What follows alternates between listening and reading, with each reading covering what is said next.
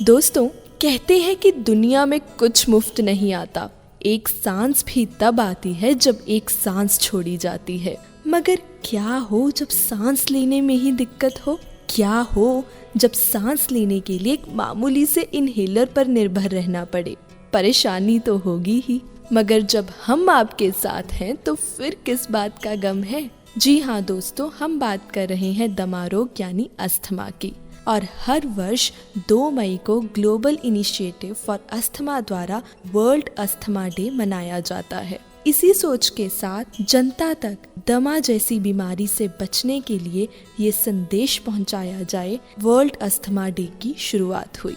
Ma'am, world asthma day दमा रोगियों को एक जागरूक करने की कोशिश है। क्या ये बीमारी इतनी घातक है कि GNI ग्लोबल इनिशिएटिव अस्थमा ने एक स्पेशल डे की शुरुआत की है अस्थमा को लेकर? बिल्कुल, अगर आप डाटा देखिए तो ऑल ओवर वर्ल्ड में 100 से लेके 150 मिलियन लोग अस्थमा से सफ़र कर रहे हैं आज की डेट में। और केवल इंडिया में ही 15 से लेके 20 मिलियन लोग अस्थमा से पीड़ित हैं। तो डेफिनेटली ये एक नंबर इतना ज़्यादा है कि अगर हम कैलकुलेट करें तो HIV से और TB से, इन दोनों को अगर जमा करें तो इससे भी ज़्यादा नंबर है ये अस्थमा के रोगियों का।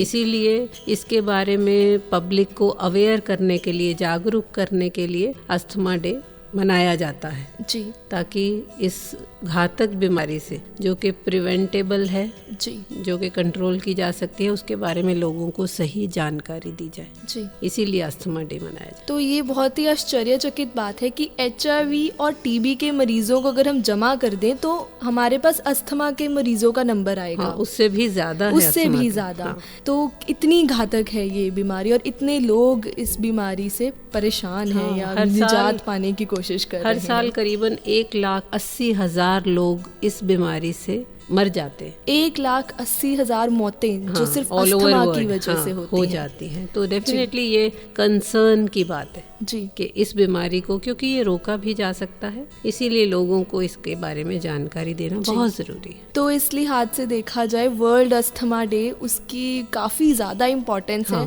लेकिन बहुत सारे ऐसे लोग हैं जिन्हें पता ही नहीं होगा कि शायद आज वर्ल्ड अस्थमा डे है। तो मैम, हम बात कर रहे थे कि अस्थमा के वर्ल्ड में या हम इतने मरीज हैं। अगर हम अपनी UT चंडीगढ़ की बात करें, कितने मरीजों का नंबर होगा?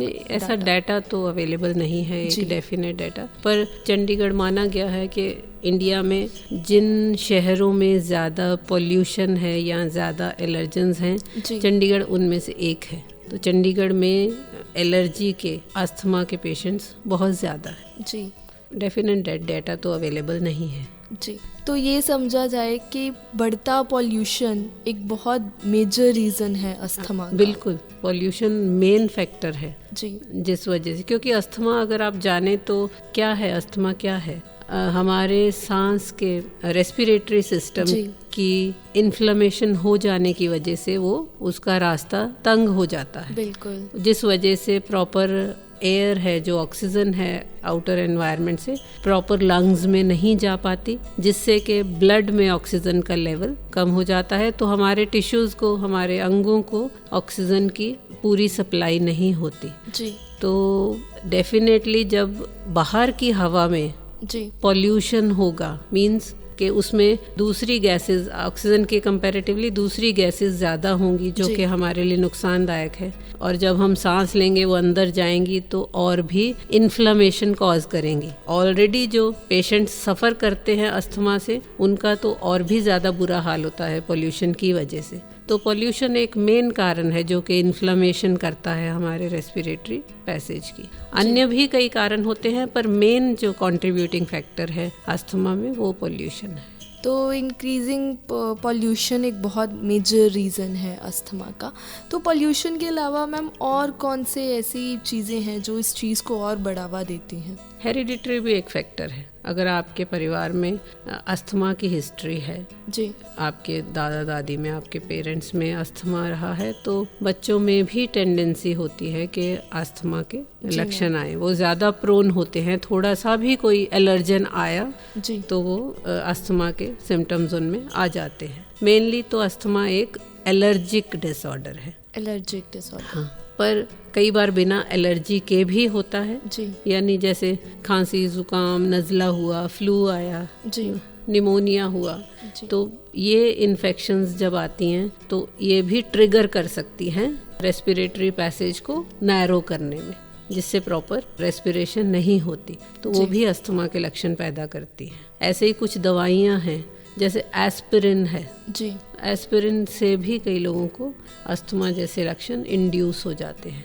जी। वो भी कारण बनती है। इसीलिए हम अस्थमा पेशेंट्स को मना करते हैं कि आपने एस्पिरिन नहीं लेनी आपको कोई प्रॉब्लम आई तो। ऐसे ही जब किन्हीं कार्यस्थल, किन्हीं इंडस्ट्रीज में जहाँ केमिकल्स यूज होते हैं उनका एक्सपोजर भी, उनका इनहेलेशन से भी अस्थमा के सिम्टम्स आ जाते हैं। तो कुछ दवाइयाँ भी ऐसी हैं जो अस्थमा की सिचुएशन को और ख़राब कर सकती हैं। जी हाँ मैम, इसी के साथ हम ये जानना चाहेंगे कि उम्र के कौन से पड़ाव पे इस बीमारी के पनपने की संभावना ज़्यादा हो जाती है? वैसे तो सभी एज ग्रुप अफेक्टेड हो सकते हैं, किसी भी उम्र में ये प्रॉब्लम आ सकती है जी। पर ये देखा गया है कि छोटे बच्चों में जी ये टेंडेंसी, ये एपिसोड्स ज़्यादा आते हैं जैसे जैसे वो, क्योंकि छोटे बच्चों की इम्यूनिटी लेवल लो होता है जी। तो जैसे जैसे उनकी उम्र बढ़ती है इम्यूनिटी बढ़ती जाती है तो जी। ये एपिसोड्स कम हो जाते हैं जी। पर बड़े लोगों में भी एडल्ट ऑनसेट अस्थमा के एपिसोड्स भी आते हैं, पर मेनली चाइल्डहुड जो है वो ज़्यादा अफेक्टेड ग्रुप है। तो बच्चों को इस बीमारी का ज़्यादा रिस्क है? हाँ बिल्कुल, जो बच्चे स्पेशली इंडोर एलर्जेंस को एक्सपोज होते हैं, जैसे हमारे बेड शीट्स में माइट्स आ जाते हैं या हमारे जो हम कारपेट बिछाते हैं या जो बेडिंग्स हैं, जो फर्नीचर्स हैं, उनमें बेड माइट पाए जाते हैं जो कि मेन एलर्जन हैं जो कि अस्थमा को ट्रिगर करते हैं। या जिन लोगों ने घर में पेट पाले, जैसे बिल्ली, कैट्स पाली हैं, डॉग्स पाले हैं, तो उनकी वजह से भी उनके हेयर जहाँ फॉल करते हैं या वो भी एक ट्रिगर करते हैं अस्थमा, उनके एलर्जेंस, अस्थमा की एलर्जी को। और घर में यूज़ होने वाले जैसे हम लोग ये मॉस्किटो रिपेलेंट्स यूज़ करते हैं, डेफिनेटली ये भी ट्रिगर करते हैं रेस्पिरेटरी एलर्जी को। तो जो इन्फेंट्स, जो छोटे बच्चे इन इंडोर एलर्जेंस को एक्सपोज होते हैं उनमें ये एपिसोड्स, ये अस्थमा के लक्षण ज़्यादा आते हैं एज़ कम्पेयर टू एडल्ट्स, क्योंकि इन बच्चों की अपनी इम्यूनिटी लेवल लो होता है। तो मैम ये तो चलो आपने बताया कि बच्चे क्यों अस्थमा के लिए ज़्यादा रिस्क में रहते हैं, पर अगर हम ये जानना चाहेंगे कि क्या अस्थमा में भी आगे कई तरह की टाइप्स हैं? हाँ डेफिनेटली, आगे जैसे मैंने आपको बताया एक ग्रुप है एलर्जिक अस्थमा का। जी। एलर्जिक मतलब जिन भी चीज़ों से, चाहे वो कॉकरोच की एलर्जी है, चाहे वो किसी फूड प्रोडक्ट की एलर्जी है, या पॉलन्स की एलर्जी है, या ये बेड माइट की एलर्जी है, तो ये एलर्जिक अस्थमा ये है। फिर अस्थमा विदाउट एलर्जी भी होता है, जैसा मैंने आपको पहले बताया कि जो एक्यूट रेस्पिरेटरी इन्फेक्शंस आती हैं जैसे जुकाम, खांसी, नज़ला, इन्फ्लुएंजा, फिर लोअर रेस्पिरेटरी ट्रैक्ट इन्फेक्शन जैसे निमोनिया, ये भी ट्रिगर करती हैं। तो ये अस्थमा की टाइप है जो बिना एलर्जी की है। फिर है कि ऑक्यूपेशनल अस्थमा, यानी जो भी इंडस्ट्री केमिकल्स को अगर एक्सपोज होने से अस्थमा हो जाता है वो ऑक्यूपेशनल अस्थमा है। फिर टोबैको स्मोक से, जो स्मोकर्स हैं वो, उनमें अस्थमा के लक्षण ज़्यादा जल्दी और ज़्यादा सिवियर फॉर्म में पाए जाते हैं, वो भी एक कारण है उसका। फिर जो दवाइयों से इंड्यूस हो, जैसे एस्पिरिन इंड्यूस्ड अस्थमा है, वो भी एक टाइप है। तो ये टाइप डिपेंड करती हैं कि क्या कारण है, तो कारणों के हिसाब से कैटेगराइजेशन है। और जैसे कि आपने बात की टोबैको और स्मोकिंग बहुत मेजर रीज़न है, तो यंगस्टर्स में आज 80% हमारे युवा स्मोकिंग को बहुत कूल मानते हैं। तो उनसे मैं ज़रूर कहना चाहूँगी कि smoking is not so cool, क्योंकि अगर आप अस्थमा की बीमारी का रिस्क उन लोगों में स्पेसिफिकली ज़्यादा रहता है। वैसे तो आपने जैसे बोला कि ये एलर्जी के कारण होता है, मगर फिर भी ऐसी कौन सी चीज़ें हैं जो हमें खासकर ध्यान में रखनी चाहिए ताकि इस बीमारी की थोड़ी सी संभावना कम की जा सके? बिल्कुल, हमें समय रहते इसके लक्षणों की नॉलेज, मतलब जानकारी होनी चाहिए कि अगर हमें ये लक्षण आ रहे हैं तो हमें सावधान हो जाना है और इमीडिएटली हमें मेडिकल हेल्प लेनी है। जैसे एक कफ इरिटेंट टाइप ऑफ अस्थमा होता है जिसमें सूखी खांसी आती है, बार बार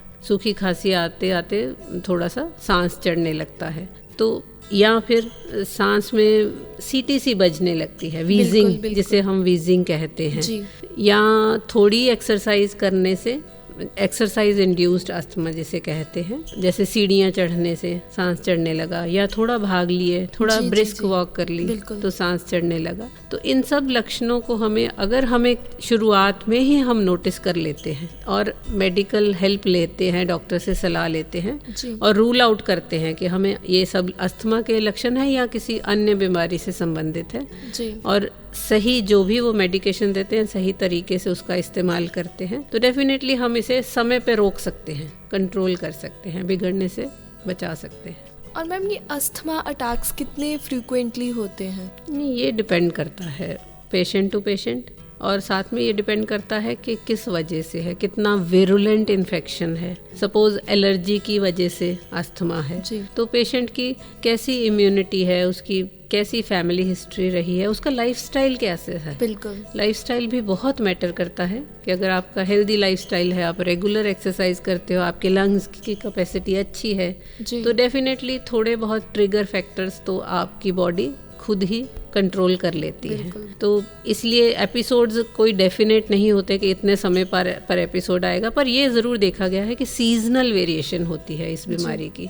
जैसे जब भी मौसम बदलेगा, जैसे ये फरवरी, मार्च, अप्रैल के महीने हैं, ऐसे अगस्त, सितंबर, अक्टूबर के महीने हैं, इन दिनों मौसम में बदलाव आता है, टेम्परेचर चेंज होता है, और इवन फरवरी, मार्च, अप्रैल में तो पोलन्स वगैरह का क्वांटिटी हवा में बढ़ जाती है, जो कि एक डेफिनेट एलर्जेंस हैं अस्थमा ट्रिगर करने के लिए। तो इन महीनों में, इन दिनों में देखा गया है कि इन दिनों एपिसोड्स अस्थमा के ज़्यादा होते हैं।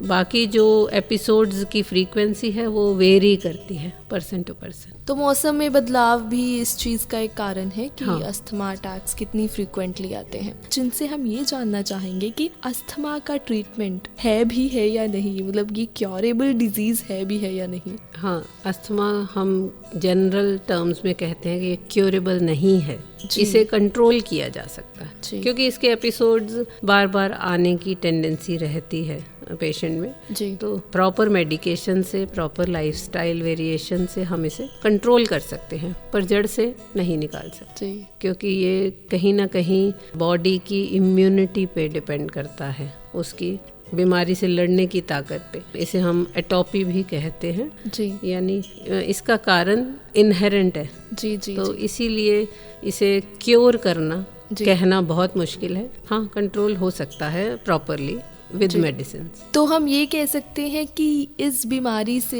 पूरी तरह निजात पाना मुश्किल है। एक बार अगर ये बीमारी आपसे चिपक जाए तो उसे जड़ से खत्म करना पॉसिबल ही नहीं है, पर बहुत हद तक ये कंट्रोल हो जाता है प्रॉपर मेडिकेशन से। जैसे आपने देखा होगा एक्सपीरियंस में कि होम्योपैथिक मेडिसिन से, योग एक्सरसाइजेस से, आयुर्वेदिक मेडिसिन से ये बहुत अच्छे तरीके से कंट्रोल हो जाता है, और इसके नेग्लिजिबल एपिसोड्स होते हैं, पर फिर भी ये कहना कि ये जड़ से चला गया, ये बहुत मुश्किल है। तो हम जैसे अस्थमा का ट्रीटमेंट सालों साल चलता रहता है, तो इसके ट्रीटमेंट में अगर हम एक्सपेंडिचर की बात करें, क्योंकि मध्य वर्गीय इंसान सबसे पहले ये सोचता है कि पता नहीं कितना खर्चा हो जाएगा, तो इसमें कितना एक्सपेंडिचर हो जाता होगा? क्या वो मध्य वर्गीय तबके के लोगों के लिए अफोर्डेबल है? जैसे अगर आप, डिपेंड करता है कि आप किस सिस्टम का ट्रीटमेंट ले रहे हैं। अगर आप एलोपैथिक सिस्टम से ट्रीटमेंट लेते हैं, जिसमें इनहेलर्स इन्वॉल्व हैं, कई तरह की मेडिकेशंस इन्वॉल्व हैं, तो वो कुछ हद तक कॉस्टली है पर फिर भी इतना नहीं कि मध्यवर्गीय लोग इसको बियर ना कर पाए। हाँ, ऑल्टरनेटिव सिस्टम ऑफ मेडिसिन जैसे होम्योपैथी है, आयुर्वेद है, योग है, तो ये बहुत कॉस्ट इफेक्टिव ट्रीटमेंट्स है, स्पेशली होम्योपैथी और योग। योग तो आप फ्री ऑफ कॉस्ट भी कर सकते हैं। तो ये बहुत बेस्ट तरीका है प्रिवेंट करने का या फिर अपने फेफड़ों को स्ट्रॉन्ग बनाने का। होम्योपैथिक मेडिसिन काफ़ी कॉस्ट इफेक्टिव हैं और बहुत कम अमाउंट में पेशेंट का इलाज हो जाता है। तो होम्योपैथी और योग काफ़ी कॉस्ट इफेक्टिव है, जिसे मध्यवर्गीय तबके के लोग भी अफोर्ड कर सकते हैं, और वैसे भी बहुत इफेक्टिव है। तो दोस्तों, इसी के साथ हम आज का एपिसोड ख़त्म करते हैं।